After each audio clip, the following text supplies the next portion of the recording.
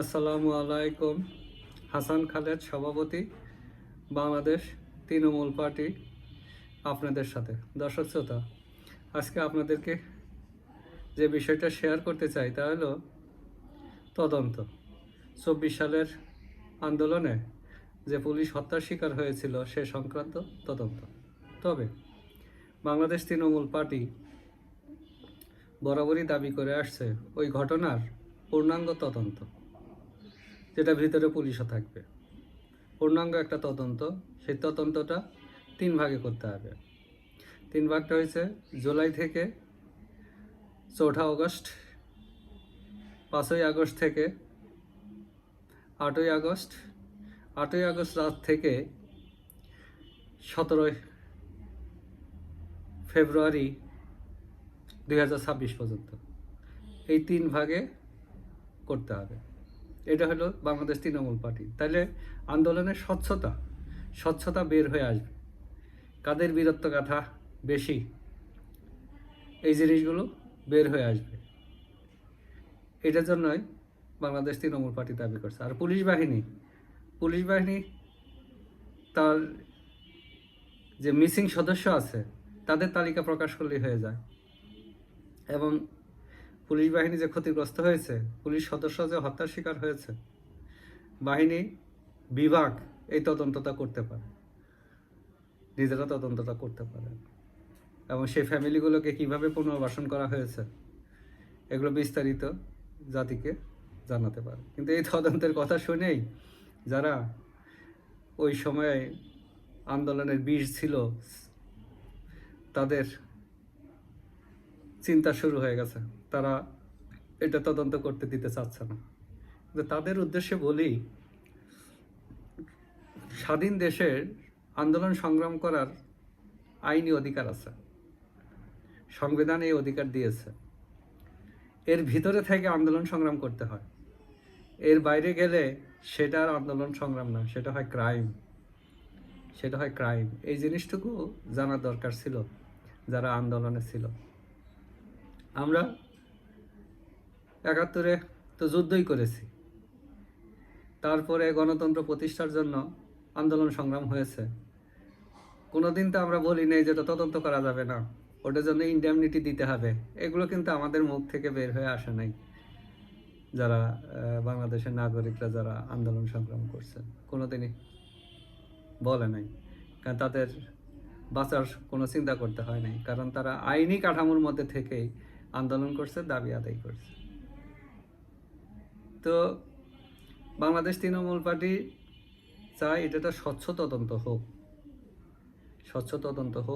তদন্ত হয়ে যারা আইন মানে নাই, অমান্য করেছে, তাদেরকে বিচারের আওতায় আনা। যারা বীর হয়েছে তারা বীর হবে, যারা দোষী সাব্যস্ত হবে তাদের বিচার হবে, যারা আন্ডিও হত্যার শিকার হয়েছে তাদেরকে ক্ষতিপূরণ দিতে হবে। এইভাবেই তো এগিয়ে যেতে হবে। নচেত ঘটনাটা সম্পর্কে তো জাতিকে জানতে হবে, স্বচ্ছ একটা আইডিয়া থাকতে হবে যে কি হয়েছিল, সেই সময় কি হয়েছিল সেটা তো জানতে হবে। যেমন আমরা এখন অধীর আগ্রহ অপেক্ষা করি 1971 সালে কি হয়েছিল। মুক্তিযোদ্ধারা যে বয়ান দেয় আমাদের সামনে, আমরা আপ্লুত হই, আমরা শুনি তাদের কথা। তারা কতগুলো হানাদার বাহিনীকে হত্যা করছে তারা গর্বের সাথে বলে, আমরা সেটা শুনে আমরা নিজেরাও গর্ববোধ করি যে আমাদের অগ্রজরা কিভাবে জীবনের ঝুঁকি নিয়ে যুদ্ধ করেছে। তো ভয় কেন? ভয় তো থাকার কথা না। যদি আন্ডিও কিছু ঘটে না থাকে, অনিয়ম যদি কিছু ঘটে না থাকে, তাহলে ভয় কোথায়?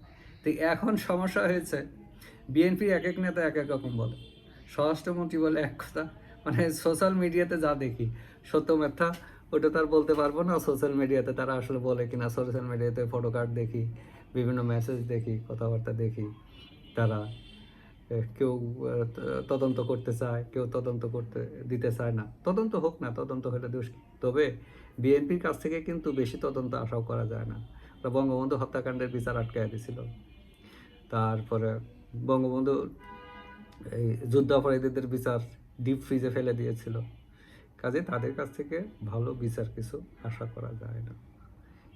তো আমি বাংলাদেশ তৃণমূল পার্টি তারপরেও আশা করে যে জাতির স্বার্থেই আন্দোলনের বীরত্ব গাথা রক্ষার জন্যই হয়তো তারা এই বিচারটা করবে। তারাই তো বেনিফিশিয়ারি। ওই 5ই আগস্টের সরকার উৎখাতের ঘটনার বেনিফিশিয়ারি কিন্তু আজকে বিএনপি, তারেক রহমান আজকে প্রধানমন্ত্রী। কাজেই তাদেরই তো উৎসাহ উদ্দীপনা নিয়ে এটা তদন্ত করা দরকার। আইনের শাসন প্রতিষ্ঠা করতে চাইলে এটা তদন্ত হতে হবে। কে দোষ করেছে, কে ভালো কাজ করেছে, সেটা বের হয়ে আসুক না কেন, সেটা তো বের হইতে হবে। এক পক্ষ দোষ করেছে, তাদেরকে তো বিচারের আওতায় সম্পূর্ণভাবে আনতে হবে। বিক্ষিপ্তভাবে তো বিচার আমরা চাই না। আর যারা বীরত্ব দেখিয়েছে, তাদের বীরত্ব গাথা ইতিহাসে থাকবে, কোনো সমস্যা তো নাই। কাজে তদন্তটা হোক। বাংলাদেশ তৃণমূল পার্টি চায় তদন্তটা হোক, খুব ভালোভাবে হোক। তদন্তটা কিভাবে? পুলিশ বিভাগে তদন্ত 3টা করে তদন্ত করতে হবে, 3টা। কিন্তু একটা হলো বিচার বিভাগীয় তদন্ত হতে পারে, আরেকটা সিভিল সোসাইটির তদন্ত হতে পারে, আরেকটা আন্তর্জাতিক সংস্থা দিয়ে তদন্ত হতে পারে। পরে পৃথক পৃথক তদন্ত করে তারপরে মিলায় দেখতে হবে, সত্য উদ্ধার করতে হবে। মানে যে ভলকার তুর্ক এক তদন্ত দিয়ে আমাদেরকে একটা বিপদে ফেলাই দিয়েছে। এই জাতিসংঘ যে মানবাধিকার, এই যে তদন্তটা সম্পূর্ণ মানে এটা এখন দেখা গেছে যে এটার ভুল তদন্ত রিপোর্ট, এবং তারা লিখছেও ওটাকে কোনো করা যাবে না, ওটার উপরে তদন্ত করতে হবে। তারা কিছু রেফারেন্স দিয়েছে, কিন্তু সেই জিনিসগুলো ভুলভাবে আসছে।